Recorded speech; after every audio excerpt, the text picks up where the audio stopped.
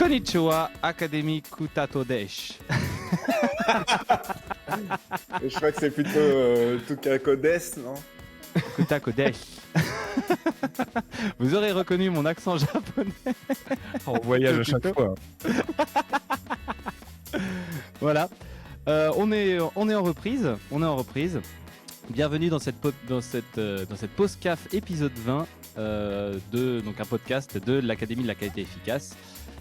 On est toujours sur JM Podcast, Good Manufacturing Podcast, dans la saison 4 maintenant. 4, il faudrait que je change le générique d'ailleurs. Ouais. Et aujourd'hui, on va continuer à parler sur nos fameuses CAPA. Alors, le dernier épisode était riche en questions. On a eu plein de questions tout au long de l'épisode et on avait surtout parlé du pilotage. Donc là, on a quand même pas mal décrit le pilotage dans le dernier épisode. Donc, comme je le disais sur LinkedIn, si vous voulez bosser sur votre pilotage, c'est vraiment un bon épisode à écouter. Et n'hésitez pas après à aller... Et d'ailleurs, notre site est maintenant iridescent, magnifique. Il brille de mille feux, un bacon, un phare de qualité dans ce brouillard de, je sais pas comment on peut dire, de ce marasme non qualitaire. N'importe quoi. Un fanal. Donc vous pouvez aller le consulter, il est dans les commentaires, je crois, de LinkedIn là. Il est magnifique, franchement, j'adore. Non, il n'est pas encore terminé, mais il est. Voilà, il est quand même pas mal avancé par rapport à ce qu'on avait avant. Avant, on n'avait rien. Maintenant, on a ça. Si, avant, on avait un truc, mais il a disparu d'Internet parce qu'il n'était plus mis à jour depuis très longtemps. Il était tellement moche qu'Internet l'a rejeté. Il était en On franc. va dire ça comme ça. Alors, Voilà. on est actuellement 2 auditeurs sur LinkedIn. Allez, Bon, tu moi. vois, on avait accumulé 35. Maintenant, voilà, ça y est, une Allez, pause et 3 puis semaines voilà. de pause. 3 c'est semaines de fini. pause, on retombe à zéro. On recommence tout depuis le départ. Bon, on s'en fout.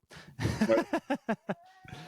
Alors, donc comme je disais dans le dernier épisode, on avait attaqué le pilotage. Maintenant, ce que j'aimerais parler aujourd'hui avec vous, c'est comment est-ce que on choisit correctement nos CAPA. Qu'est-ce que c'est qu'une bonne CAPA?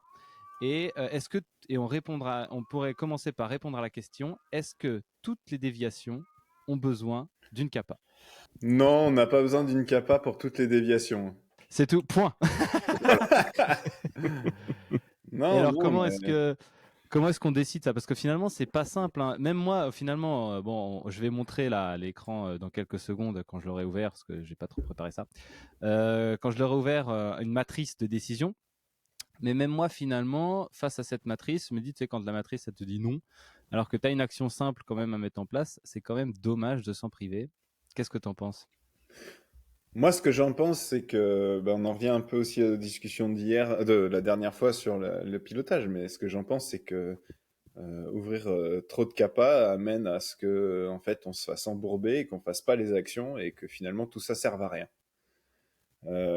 Et ce que j'en pense, c'est qu'à partir du moment où le niveau de risque est faible en termes de gravité et d'occurrence, on peut tout à fait accepter de prendre le risque que le problème revienne. Et puis s'il revient, ça va augmenter en occurrence, et là on va mettre une CAPA. Ok, on pourrait se dire ouais, mais on aurait pu l'éliminer dès le début. Faisons déjà les CAPA qu'on a sur des déviations qui ont un niveau de risque plus important en termes de gravité et d'occurrence, parce que en fait, au bout d'un moment, ou alors sinon, mettez les effectifs suffisants pour pouvoir réaliser toutes les actions. Mais à un moment donné, tu as un goulot sur la réalisation des actions qui sont les effectifs. Et du coup, vouloir faire trop d'actions, ça fait que finalement, on peut très facilement bâcler ou ne pas faire les actions qui nécessitent réellement d'être faites. Et Voilà. ça, finalement, faut se faire violence parce que c'est vrai que quand tu es, Ouais, c'est dur, hein. Ouais, quand t'es en tête à tête, tu sais, avec en fin d'investigation, tu dis bon bah voilà, on a ça, l'outil nous dit pas de CAPA, et ça tu dis ouais mais quand même là merde, et en fait Ouais. finalement tu le fais rarement avec le gars qui va la réaliser l'action. Mm. Mm. Ça, c'est Et en fait important, tu ça. rajoutes une petite pièce dans la machine de quelqu'un, et finalement c'est assez compliqué de trouver, enfin de s'arrêter là quoi. Exactement.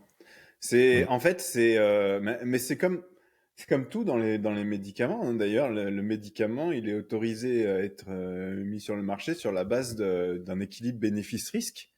Là, c'est pareil.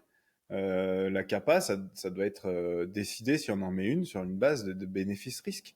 Et si le risque il est faible et qu'on a un peu de bénéfice mais que le risque est vraiment faible, encore une fois, moi je préfère garder de la capacité des personnes à faire les CAPA qui comptent vraiment et ne pas les submerger et plutôt justement mettre en évidence que ok, vous n'avez pas trop de CAPA mais par contre elles sont super importantes, donc faites-les s'il vous plaît, faites-les correctement, faites-les dans les temps.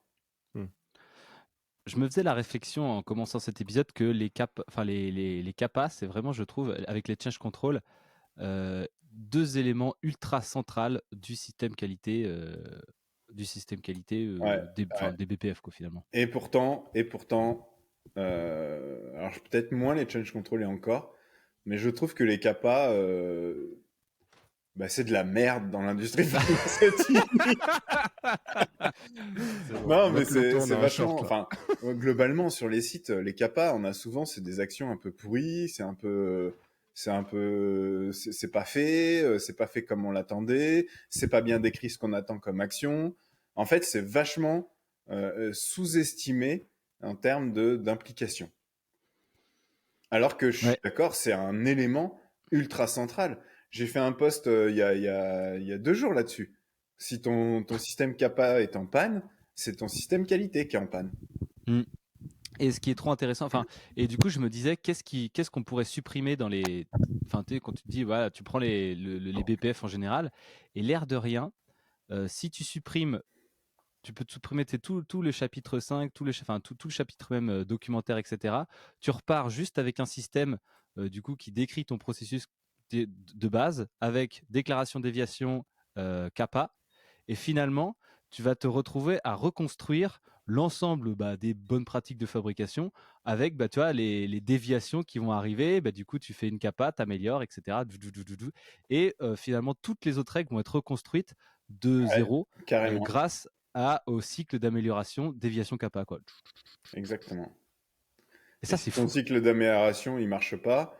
En fait, c'est juste à moyen, long terme, ça va être de pire en pire, quoi. C'est clair. Et du coup, je trouve ça passionnant cette réflexion de dire, et ça plus les change control, du coup, c'est pour ça que je disais que c'était des éléments centraux. C'est parce que si tu écrases tout, tu peux reconstruire tout grâce à ces deux éléments. Quoi, pourquoi ça vous fait marrer ça? Les éléments centraux, pas central. Oui, bon ça va. Alors, on en parlait. Alors, ici, qu'est-ce qu'on a sur ce tableau? Alors, pour ceux qui nous écoutent, parce que vous êtes plus nombreux à nous écouter qu'à nous regarder, donc c'est pas grave. En fait, c'est tout simplement un tableau, c'est une matrice qui va nous permettre, en fonction de la gravité, occurrence, détectabilité, qu'on a déterminé finalement il y a une dizaine d'épisodes, de déterminer le besoin en CAPA, et un peu plus que ça même, de déterminer la CAPA, le type de CAPA qui serait intéressant à mettre. Alors en fait, on s'aperçoit que dans les déviations qui vont être avec une gravité faible, une occurrence faible et et quelle que soit la détectabilité finalement, on se permet de mettre aucune CAPA, parce que finalement c'est un truc qui est pas grave, qui arrive jamais, et même si on peut pas le détecter, c'est pas grave et ça arrive jamais. Donc finalement, on ne fait rien. Et derrière, après, on va augmenter un petit peu, on va augmenter petit à petit sur la déviation faible pour arriver aux actions correctives. Et un truc que je voulais parler dès maintenant, c'est les actions de détectabilité. Alors une action de détectabilité, finalement, en général, les actions de détectabilité, c'est un truc qui est assez simple et qu'on va pouvoir mettre en place. On rajoute un contrôle dans le dossier de l'eau. Stop, Arnaud. Non, faut essayer que ça soit physique dans le process, les éléments de détectabilité. Faut pas mettre un élément de détectabilité documentaire. Bien que certaines fois ça peut quand même marcher. Par exemple, typiquement, quand dans ton investigation, tu te rends compte, ça m'est arrivé l'autre fois, tu te rends compte que dans ton dossier de l'eau, tu sais, c'est la spécification, elle est 4 pages en arrière, et que du coup on lui dit c'était un mélange, il fallait introduire en 10 minutes, c'était critique, et du coup le gars il a introduit en 8 minutes, et finalement dans le dossier de l'eau, on lui demandait pas de calculer l'intervalle de temps, et la spécification était sur les 2 pages avant. Du coup, le gars, en fait, il introduit son truc, il met qu'il introduit à 7 heures, il a fini 8 minutes plus tard, et puis il passe à à la page suivante, quoi. Et là, sur le principe, on lui demande à aucun moment, merde, on lui demande à aucun moment enfin, il se rend pas compte que, enfin, c'est difficile de se rendre compte quand tu suis ton remplissage, de comparer la spécification à ce que tu viens de faire. Et donc, voilà, et finalement remettre le dossier de l'eau en forme ergonomique, tu sais, avec. Et en Ouais, plus, il mais fallait qu'il voilà, vise une dizaine de fois. c'est même pas rajouter un contrôle dans le dossier de l'eau, ce que tu nous expliques, c'est améliorer l'ergonomie du dossier. Ouais, ouais, ouais. Et c'est permettre finalement, grâce à l'ergonomie du dossier, que le gars, quand il remplit son dossier, il se rend compte qu'il n'est pas dans les clous, quoi. Hmm. Donc déjà, c'est un truc intéressant. Ça va pas empêcher que le problème arrive parce que finalement, peut-être parce que du coup, il s'en rendra compte, la spécification, elle sera directement sous ses yeux. Mais en tout cas, directement, on pourra lever un drapeau au lieu d'attendre qu'on soit à la correction du dossier de l'eau 3 semaines plus Hmm. tard, quoi. Ouais. Après, si je peux me permettre sur la grille là dont on parle, gravité, occurrence, détectabilité, choix de kappa, Ouais, c'est moins une grille de décision que celle qu'on avait montrée jusqu'à maintenant, plus une ouais. grille d'aide à la réflexion. Qu'est-ce qui Mm, mm. serait bien intéressant de mettre? C'est pas immuable. Et aussi, si je peux me permettre, sur la notion d'action de détectabilité, alors c'est vrai qu'on parle souvent de action corrective, préventive. Qu'est-ce que ça vient faire là? Pourquoi on parle d'action de détectabilité? On est des extraterrestres ou quoi? Euh, En fait, une action corrective, si on le rappelle, c'est pour empêcher qu'un problème qui est survenu ne revienne. Et il y a des fois où l'action corrective, on pourra en reparler plus tard, mais c'est une capa à 1 million d'euros. Mm. Et en fait, c'est un peu illusoire de se dire on va vraiment empêcher le problème qui revienne. Mais du coup, d'améliorer sa détection permet d'en limiter le risque et d'intervenir plus rapidement pour éviter derrière d'avoir une déviation. Donc ça n'empêche pas qu'un Exactement. problème ne revienne, mais ça améliore la détection. Exactement. Et donc, qu'est-ce que je veux dire?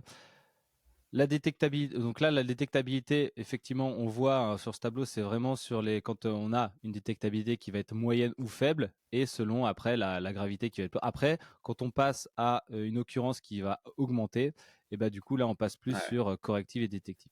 Après, ce que tu disais justement sur le fait que cette matrice est une aide, ça vient corroborer exactement ce que j'ai dit à l'ouverture du sujet là, où quand la matrice elle te dit aucune, bah tu te dis oh oui, quand même, ça serait quand même marrant d'en mettre une. Alors tu vois, c'est là où je dis Ouais, ouais, ouais, non, mais bien sûr. il faut quand même Mais essayer de.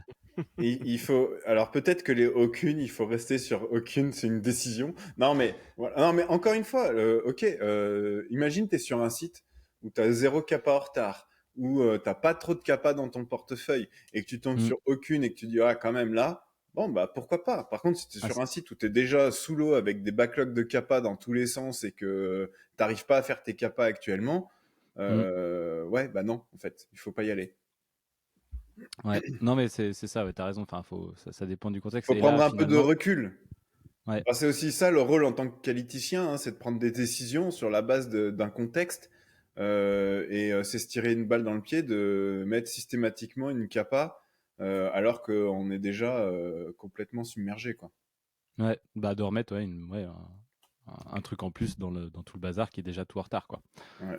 Mais tu peux te dire aussi, un truc que tu peux te dire aussi sur le principe, c'est que les capas qui sont en retard, bah, elles sont en retard. Si elles sont très très en retard, bah, finalement, le fait, c'était peut-être qu'elles étaient mal choisies ou que le problème, ou que le problème, il revient plus parce qu'on l'a réglé d'une manière autre. Mm. Et Mm. donc, bah, maintenant, on traite les problèmes qu'on a maintenant. Ouais. Ouais, c'est pas faux.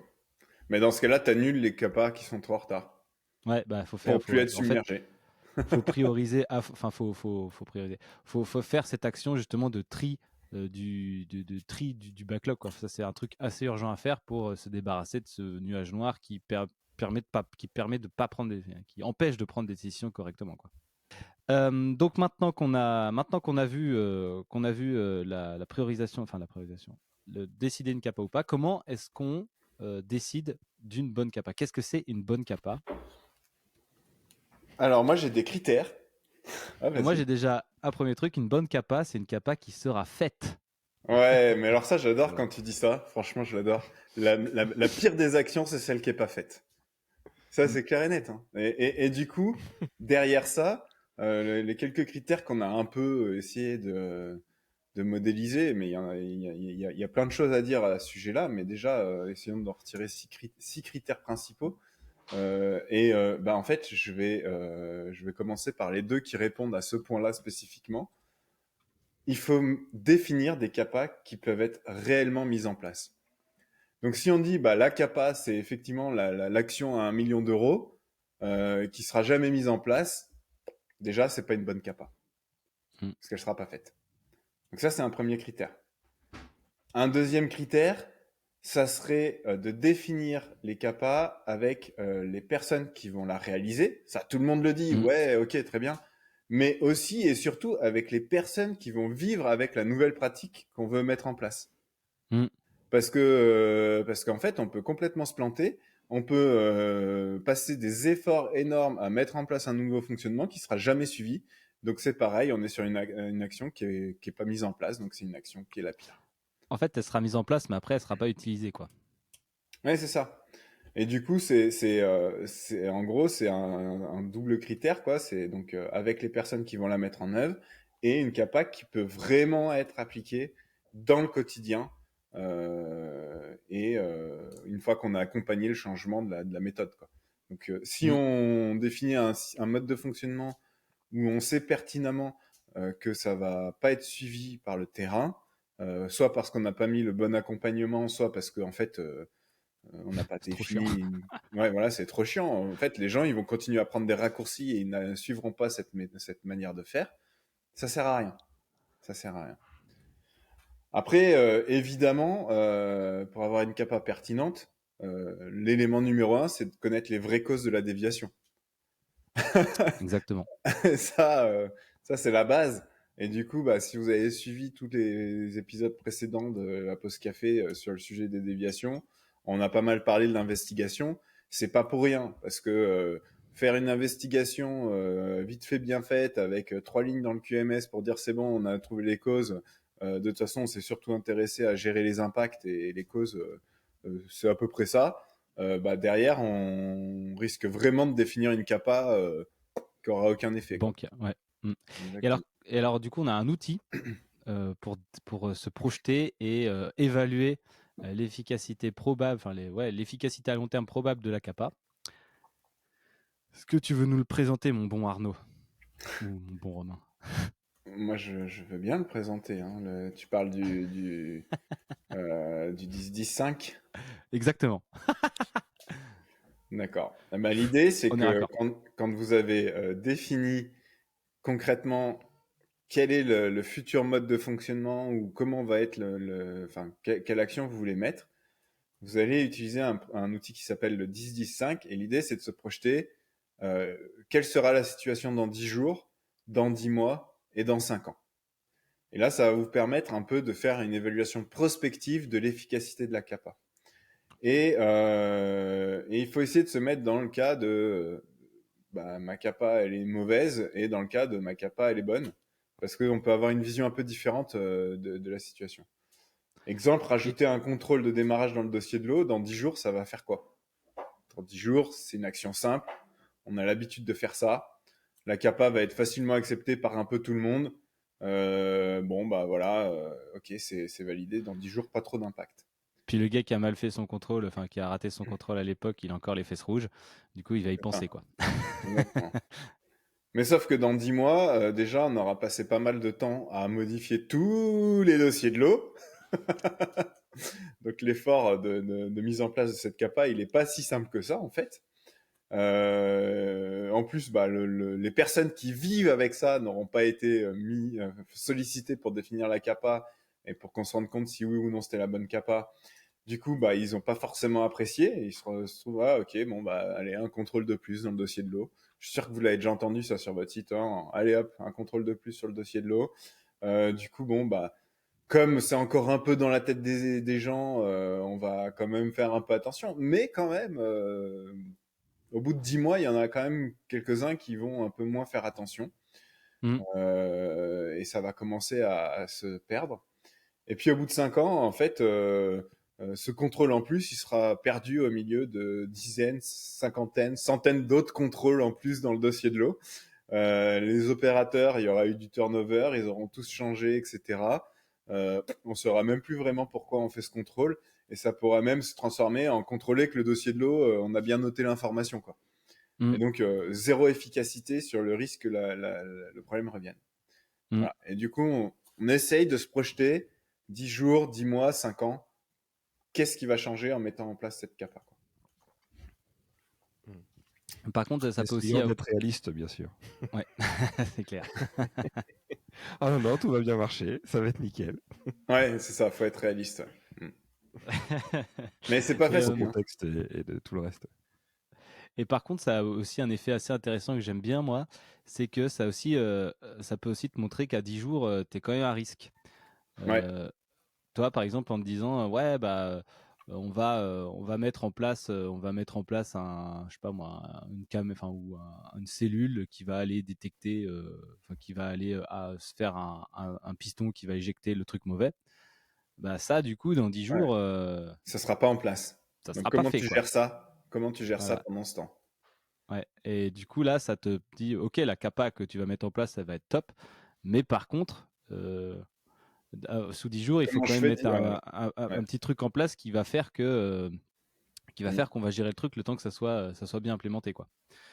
Donc, voilà, ça te permet aussi de ça, et c'est surtout sur les déviations qui sont à haute fréquence, quoi. C'est que Ouais. là, ça te remet en question un petit peu là-dessus, quoi. Et du coup, cet outil-là de estimer l'efficacité, ça permet effectivement sur les 6 critères pour une CAPA pertinente de prendre en compte cette notion un des critères, c'est évaluer l'efficacité estimée, parce qu'on le fait jamais en fait, hein, par rapport à l'effort de mise en place. Et Ouais. encore une fois, je reprends mon exemple, rajouter un contrôle dans le dossier de l'eau, ça paraît simple comme ça, mais une fois qu'on a regardé l'efficacité estimée et l'effort de mise à jour de tous les dossiers de l'eau, c'est pas ouf, quoi. Ouais, c'est clair. Et bah, du coup, là, tu te retrouves après avec cette deuxième matrice qui va être la matrice, tu sais, effort et effet. Ouais. Et finalement, quand tu as peu d'effets et un effort important, c'est là où tu as aucune. Je crois que je dois avoir peut-être juste en dessous, peut-être. Non, je l'ai pas là. Voilà. Mais c'est en fait ça. Bon, après, c'est pas un truc incroyable, hein, on peut la trouver sur Internet même, hein. Mais voilà, quand ça demande énormément d'efforts avec peu d'effets, là, vaut mieux pas la faire et se concentrer sur autre chose, quoi. Ouais, carrément. Et, et pareil, si ça demande beaucoup d'efforts pour beaucoup d'effets, là, on change un peu de niveau. Donc en général, c'est ce que tu disais, Arnaud, c'est les capas à 1 million d'euros ou les capas à 1 million d'heures. Ouais. Et donc il faut se reposer la question, est-ce qu'on y va? Et si on est vraiment prêt à y aller, là par contre, il faut piloter ça correctement Ouais. avec des jalons, c'est un projet, quoi, finalement. C'est Ouais. une capa qui se transforme un peu en projet. Et il faut piloter ça correctement, parce que si on met juste une action pour dans 2 ans en disant bon bah ça sera bon, bah là on va arriver à un mois de la date limite. Alors bah j'ai pas commencé, ou j'ai un peu commencé mais j'ai rien, quoi. Ouais. Donc et finalement on aura passé 2 ans on retourne à la case départ, quoi. Exactement. Et si la déviation n'est pas revenue, c'est que c'était pas nécessaire de faire une C'est qu'en fait top. Après, voilà, sur les capas pertinentes, je pense qu'on peut tout de suite donner à nos chers auditeurs 3 exemples de capas qui ne servent à rien du tout. Premier exemple, Paul-Adrien. Bah le rappel opérateur. Voilà, celui-là on l'aime bien. Bon, après, j'avoue, celui-là on le voit de moins en moins. Mais quand On le même. voit de moins en moins, mais après, en fait, le rappel opérateur, c'est ça qui est super intéressant, c'est que c'est pas non plus à complètement. Enfin, toi, en fait, c'est pas à rejeter non plus, parce que tu vois, dans ton 10-10-5, c'est ça qui va te permettre d'être quand même cohérent à 10 jours. Tu vois. Et en fait, il faut pas faire un rappel opérateur pour faire un rappel opérateur. Là, du coup, ce qu'on disait dans je sais plus quel autre épisode, vaut mieux transformer ça en observation de tâches. Exactement. De l'équipe ou du service, peut-être. Et c'est là, en fait, pendant l'observation de tâches, on va confirmer. Bah, je sais pas, on n'a pas encore expliqué comment on faisait correctement l'observation de tâches, mais on le fera peut-être l'épisode prochain. On va en fait on va lister les étapes, les points critiques que la personne doit faire, et finalement, lors du feedback, on va lui confirmer qu'elle fait bien et on va corriger les points qui sont pas forcément faits comme il faut. Et en fait, ça peut, c'est plus, enfin, on expliquera parce qu'on ne va pas avoir le temps, mais c'est une dynamique de malade parce que finalement, enfin, enfin, c'est pas que tu le prends la main dans le sac, tu vois, mais en fait, c'est irréfutable. C'est-à-dire que tu dis pas, t'arrives pas au mec en disant, j'ai vu que d'habitude vous faisiez ça et en fait, ça c'est pas bien, faudrait faire comme ça. Là, tu regardes, le gars il fait le truc et finalement après débrief, bah là tu l'as fait quoi. Enfin, c'est genre t'as fait comme ça et ça c'est un risque, ça présente tel risque et pour éliminer ce risque qui peut aller jusqu'à un risque patient ou je sais pas, et bien du coup il faut faire comme ça. Est-ce que tu peux me remontrer, etc. Enfin bref. Et ça c'est ultra puissant en termes de le gars en fait il va pas se battre contre toi pendant une demi-heure à dire non mais en fait nous on fait correctement d'habitude. Il va accepter direct et accepter vachement plus facilement la correction que tu vas faire. Donc ça, c'est un rappel opérateur qui va être vraiment plus efficace. Et d'ailleurs, c'est pas un rappel opérateur, c'est une observation de tâche, quoi. Mais du coup, ouais, c'est exactement ça. En fait, le rappel opérateur, c'est l'action un peu facile. C'est bon, bah vas-y, tous les chefs d'équipe, ils vont faire un rappel en début d'équipe, ils vont faire signer un petit papier, basta. Mm. Sauf que ça, en fait, ça aura zéro effet. Peut-être le jour même du rappel, mais c'est tout. Par contre, si tu te dis, bah, quand je fais un rappel opérateur, j'accompagne ça de observation de tâches régulièrement sur cette activité-là par tous les chefs d'équipe, déjà, ça commence à être un peu plus compliqué à mettre en œuvre. Mais par contre, là, tu vas pouvoir avoir une vraie efficacité de ton rappel opérateur, quoi. Parce que tu te rendras compte que, ok, c'est bon, grâce à ce rappel et ces observations de tâches, je me rends compte que la pratique, elle est correcte par rapport à l'attendu suite à ce rappel. Et ça te permet aussi vraiment de pouvoir voir pourquoi la pratique était pas correcte. Tu vois, ça se Ouais. trouve, en fait, les gars, ils avaient pas les outils, les poubelles, c'était chiant. Enfin bref, voilà. C'est comme le tri, hein. Quand t'as pas les poubelles à trier, bah tu le fais pas, quoi. Mm. Exactement. Donc Exactement. voilà, ça permet vraiment d'aller sur le terrain et de voir ce qui se passe vraiment. Et donc après, les autres CAPA inefficaces, Arnaud, parce que Bah, il y alors, a la CAPA qui est modifier un document. Alors ouais. attention, c'est modifier un document tout seul. Franchement, c'est quand même assez rare, sauf, alors on pourra en parler quand on sera sur la notion d'erreur humaine, mais que la cause unique d'une déviation, c'est le document n'était pas bon. C'est Mm. assez rare, et du coup, c'est modifier un document et uniquement ça. Quand on n'a que ça comme action, c'est jamais pertinent parce que ça veut dire que si on modifie un document, potentiellement on est en train de modifier des pratiques, donc il faut accompagner potentiellement par des observations de tâches, mais par tout autre moyen, il faut accompagner cette modification de pratique. Après, Mm. voilà, il peut arriver que effectivement, mais vraiment, je sais pas, c'est peut-être 1% des cas où la cause c'était juste le mec il a suivi le document il était pas bon.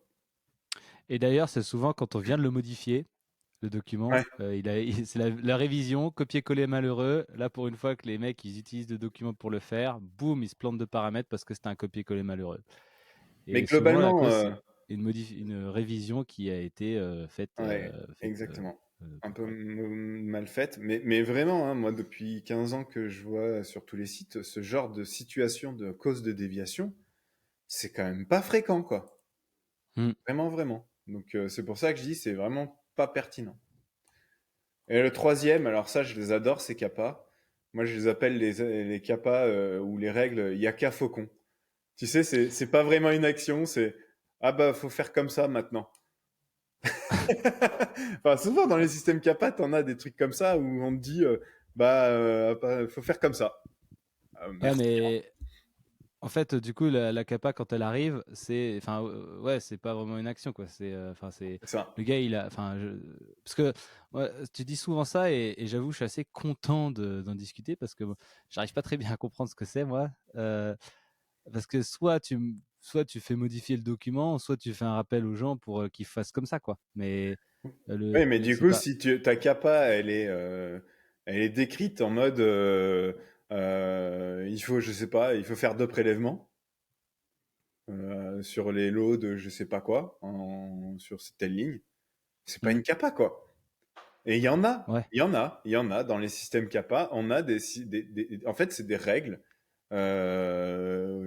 qui sont écrites au lieu d'avoir une action décrite qui dit bon bah ok, on va modifier nos modalités de prélèvement, ça veut dire qu'on va modifier les documents, communiquer aux opérateurs, modifier je sais pas les dossiers de l'eau, mettre ça en place sur le terrain, faire un accompagnement, c'est ça l'action. Et Mais surtout, dans les systèmes expliciter la CAPA, il y a raison et les risques, quoi. Ça, c'est ultra exactement. important, hein. Sinon, les gens, ils font pas. Mais décrire la CAPA, c'est aussi super important, quoi. Comment on décrit une CAPA de manière efficace. Et ça, c'est pareil. Alors, on a eu un petit débat via Teams il y a 2 ou 3 jours, là. Tu me dis, ouais, mais ça, c'est super dur. Ouais, mais en fait, si on fait pas ce genre de choses pour pousser le truc, bah, on a fait tout ce travail jusque-là d'investigation sur la cause pour rien, quoi. Ce que tu as dit, c'est super dur, mais qu'est-ce que tu proposais exactement? Non, moi je proposais souvent les CAPA, elles sont un peu trop vagues et c'est de découper en tâches un peu plus unitaires. En fait, en plan d'action, quoi. Ouais. En plan d'action, ta CAPA, quoi. Avec Bah, chaque tâche. c'était chez un client, là, tu vois. J'étais chez un client pas plus tard qu'il y a pas très longtemps. Et du coup, il y avait un truc à modifier. En fait, c'était un pauvre tableau blanc où ils écrivaient des trucs dessus. Et il y a eu une déviation comme quoi, bah, en fait, sur le tableau blanc, c'était pas clair. Personne n'a compris ce qu'il y avait marqué sur le tableau. Et puis, bah, le truc qui devait se passer, c'est pas passé. Et donc, l'action, c'était reformaliser le tableau blanc faire un affichage clair pour que du coup, quand tu marques dessus, il n'y ait pas de doute, quoi. Enfin, en gros, la formulation de base, c'est pas de... Donc, tu avais une douzaine de trucs à modifier sur 2 secteurs différents. Et alors là, premier truc, c'est bah vas-y, on met ça à qui? Déjà, déjà, vous pouvez pas le faire venir là pour qu'on voit, pour qu'on voit que Mm. le gars, ce qu'il en dit déjà. Il fait, non mais attends, non mais attends, là on décide vite fait.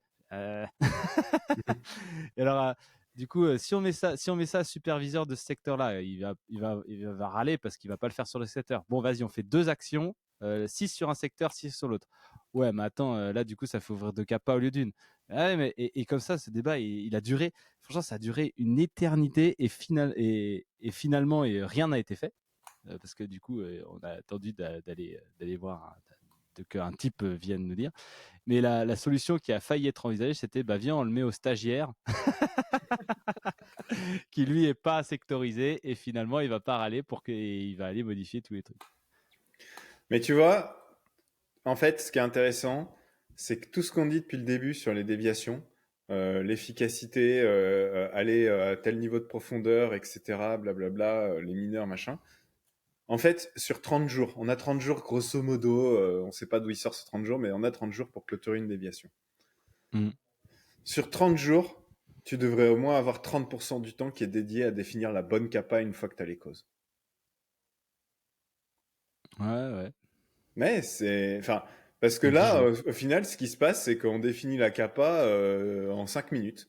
Parce que oui, d'ailleurs, enfin tu sais, l'action c'était vachement enfin c'est faire le truc, enfin tu sais, le Hmm. dessiner quoi, enfin tu sais, le tableau là, il Ouais. fallait y penser, quelles données je veux, comment ça va être Bah, interprété, c'est qu'est-ce qui va ça. se passer, qu'est-ce qu'on va mettre, quand ils vont le mettre, etc. Enfin c'est un petit process quoi. Bah ouais. Et les gars, et après il faut l'expliquer au mec, après il faut l'imprimer, le formaliser, aller l'afficher, expliquer au gars. Enfin du coup, la pauvre capa qu'on ouvre voilà une seconde et on changeait tous les affichages sur les 12 lignes. Ah oui, mais c'est Ouais. vachement plus long que ce qu'on pense, quoi. Donc c'est ça quand tu disais effectivement décomposer ta grosse action en plein de petites actions, bah c'est ça. Mais mais voilà quoi. Et c'est Mais ce qu'on fait c'est pas finalement au facile pilotage, parce quoi. que c'est pas facile parce que on définit les CAPA en bout de process déviation où ça fait déjà 28 jours qu'on est dessus, il nous reste 2 jours. Vite, vite, vite, on définit la CAPA. Mm. Alors qu'en Et vrai, à bout de 20 jours, on devrait avoir fini l'investigation.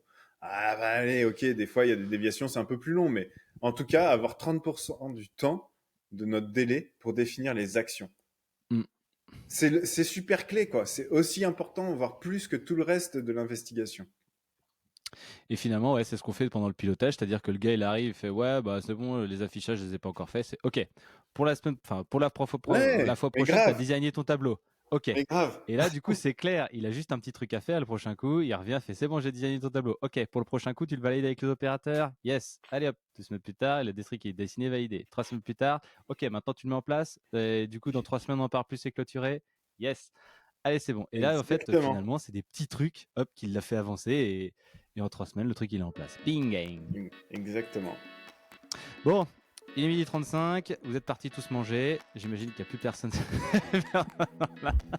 Ah, il y a 8 personnes actuellement. Ah, ça a augmenté. Hop, on n'a pas parlé du rapport d'investigation. Oui, ben, j'essaie de planifier à long terme. On va pas s'arrêter là, hein. Donc là, on va se retrouver face à une branche dans les quelques épisodes suivants. Là. Donc soit on part vers les change control, soit on part vers signaux faibles, erreurs humaines. Donc Ok. vous avez été nombreux à me contacter. Là, il y a des gens on va faire des SCS avec des gens. Ah, trop bien. Trop bien. Ça va être trop marrant. Et donc n'hésitez pas si vous préférez les change control, tapez 1 et si vous préférez les signaux faibles, erreurs humaines, tapez 2. Bon, on vous dit pas où, vous trouverez. Allez, merci à tous et à bientôt. Merci. Allez, Salut bye. tout le monde.